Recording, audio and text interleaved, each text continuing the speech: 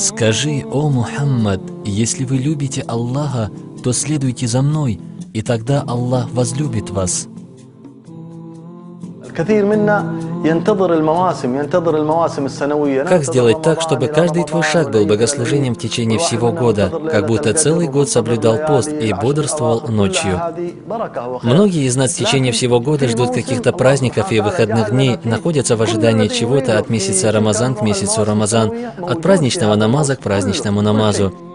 Кто-то из нас ждет прихода Ляйлятуль Кадр, ночи могущества, прихода последних 10 дней священного месяца, ведь все это является благодатью и добром. Но все, что мы ищем и ждем от всех праздников, Аллах поместил в один день, в котором находятся все дары всех знаменательных событий года. Этот день – пятница. Именно так и сказал пророк, саллаллаху алейхи вассалям: самый достойный день из дней, над которыми восходило солнце, это пятничный день. Пятница – это Богом назначенный день для нас. Аллах сделал этот день особенным. Ученые ислама говорят, что нет такого дня в году, который имеет такие достоинства, как пятничный день, за исключением дня Арафа и праздничных дней Аль-Фитр и Аль-Адха. Даже в сравнении с днями месяца Рамазан и последних 10 дней месяца Рамазан, которых мы ждем целый год, пятница считается дороже, пятничный день достойнее всех этих дней. Пророк, саллаллаху алейхи вассалям, сказал: тот, кто обмыл и сам обмылся, рано встал и поднял других и отправился в мечеть пешком, не садясь верхом, то, приблизившись к имаму, молча выслушав его, тот за каждый свой шаг получит вознаграждение целого года, как будто постился и бодрствовал в течение всего года. Можно коротко в 3 шагах изложить адабы, с помощью которых человек достигает вышеупомянутое. Существует 5 адабов подготовки к джума-намазу и 5 адабов самого джума-намаза.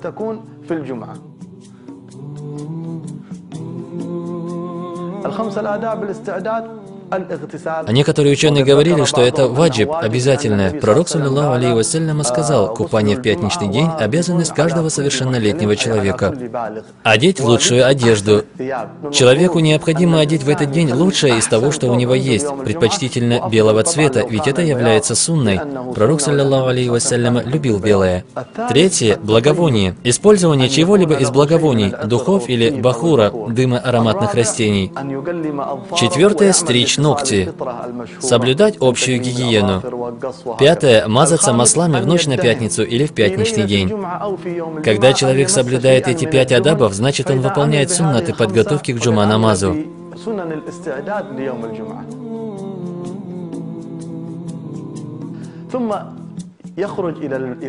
А в этом тоже присутствует 5 адабов.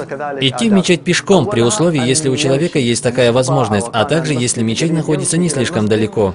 Человеку можно добираться до мечети на транспорте, если расстояние до нее слишком большое, или если от машины до мечети. Иншаллах, человек тоже будет добираться пешком. Ведь за это ему будет большое вознаграждение, подобно тому, какое получает человек, дошедший пешком до мечети. 2-м адабом является также отправляться в мечеть рано утром. Нужно входить во врата мечети до тех пор, пока имам не встанет на минбар. В этом адабе скрывается очень красивый смысл, который постоянно производит на меня особое впечатление. Есть хадис, который рассказал пророк, саллаллаху алейхи вассалям. На каждых вратах мечети находятся ангелы, которые записывают имена входящих в мечеть последовательно. То есть, кто вошел первым, кто вторым, ну и так далее по очереди. Когда же хатыб, имам, встает на минбар, то ангелы закрывают свои листы, садясь слушать его. 3-й адаб – совершение тахият намаза. Пророк, саллаллаху алейхи вассалям, нам повелевал, чтобы мы не садились в мечети, не совершив 2 ракат намаза тахият, даже если хатыб уже поднялся на минбар и начал чтение хутбы. Кстати, приближаться к имаму и быть в первых рядах тоже является сунной. Но некоторые люди поступают очень странно. Приходя рано в мечеть, они занимают крайние места, упираясь спиной в стену, сидят в конце мечети. А ведь находить по возможности место, близкое к имаму, является сунной пророка, саллаллаху алейхи вассалям. В хадисе говорится: «И приблизился к имаму, и прислушался». Это 4-й адаб. А 5-й адаб – внимать речи имама. Некоторые люди, находясь в мечети, дремлют, просыпая всю хутбу. Покой сна он получает только во время хутбы. Мне очень стыдно перед Аллахом. Много людей нахожу спящими во время хутбы, теряющих великое вознаграждение. Внимательно слушать хутбу очень важно. Нужно прекратить всякое пустословие во время обращения имама. Совершая противные действия, люди совершают большие ошибки. Кто-то умудряется шептать пустое во время хутбы, кто-то увлекается телефонами. Пророк, саллаллаху алейхи вассалям, сказал: тот, кто даже камешек сдвинул, тот совершил пустословие, а тот, кто совершил пустословие, тот лишился джума намаза. Тот, кто попросил другого человека замолчать, тоже совершил пустословие, а тот, кто совершил пустословие, тот лишился джума намаза.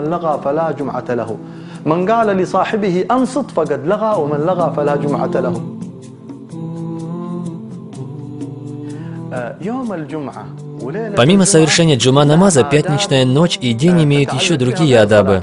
Первая сунна – это чтение суры Аль-Каф, пещера, на которую пророк, саллаллаху алейхи вассалям, указал, сказав следующее: «Тот, кто прочтет суру Аль-Каф в пятничный день, того Аллах одарит нуром до следующей пятницы». Это является для нас защитой и крепостью от смуты Даджаля, да сохранит нас Аллах от его смуты и их преддверий. Вторая сунна из суннатов пятничной ночи и дня – это то, что требовал от нас сам пророк, саллаллаху алейхи вассалям. Он сказал: «Умножайте благословение для меня в превосходную ночь и в блестящий день, в пятницу». Когда мы благословляем пророка, саллаллаху алейхи вассалям, один раз, Аллах, субхану ва тааля, благословляет нас 10 раз, а благословение от Аллаха, субхану ва тааля, это есть и милость. Третья сунна, связанная с пятничным днем, это многочисленная мольба, дуа и ожидание часа принятия. Пророк, саллаллаху алейхи вассалям, сказал нам: в пятничный день существует час, когда верующий раб, находящийся в мольбе, совпадает с часом принятия, Аллах не оставляет его без ответа. Час этот называется часом ответа. Многие алимы, многие сподвижники пророка, саллаллаху алейхи вассалям, Али, Фатима и многие другие, мир им, говорят: час ответа – это последний час пятничного дня перед закатом. Один из самых важных моментов следования пророку, саллаллаху алейхи вассалям, на который человеку стоит обратить свое внимание, это наличие особенного чувства в этот день, осознание смысла любви Аллаха, субхану ва тааля, к нам и любви нашей к Аллаху, субхану ва тааля. Это и есть основа понятия следования пророку, саллаллаху алейхи вассалям.